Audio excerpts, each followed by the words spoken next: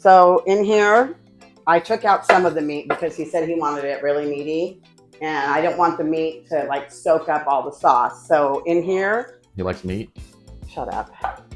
I have browned 2 pounds of hot Italian sausage, a pound of ground beef.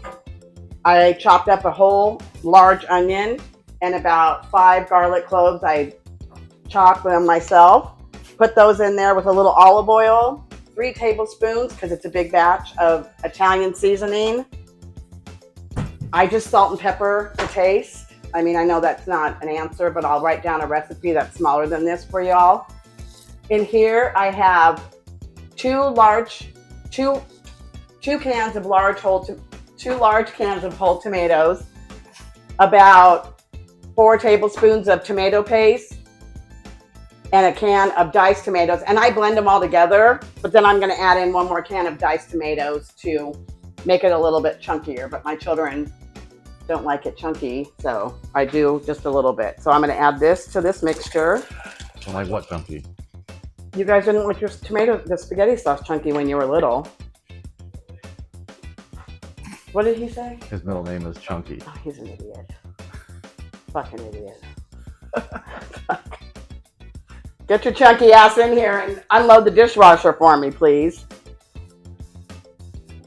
So I'm just adding the tomato sauce. So basically what it is Italian seasoning, salt, pepper, garlic, fresh garlic, a large onion chopped. This is 3 cans of tomatoes. And see, like I like it.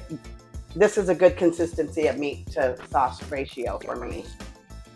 And then we went to the grocery store the other day. The basil was like expensive, wasn't it, Bill?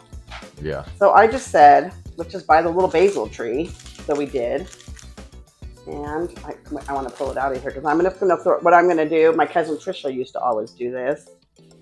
She would just cut off, hold on, sorry, a little intermission for a second to go find my scissors. Are you joking? No, I'm coming back. Once this comes to a boil, I'm going to cut off like 4 leaves and I'm just going to lay it on top to flavor it. I'm going to cover it and I'm going to let it simmer for about an hour. I have 3 pounds of mostaccioli already cooked in a big pan. The next step I'm going to do is going to be mozzarella. I'm going to use 2 bags of mozzarella cheese shredded. I'll show you the measurements. Ricotta cheese and the freshly shredded. I don't think it's grated. I think it's shredded. Parmesan cheese and make like a mixture. And I'm going to add that into the mostaccioli mix with the sauce. Top it with more cheese and bake it for about 45 minutes. And that's going to be dinner with garlic bread tonight. So when I come back, I'm going to be doing the cheese part.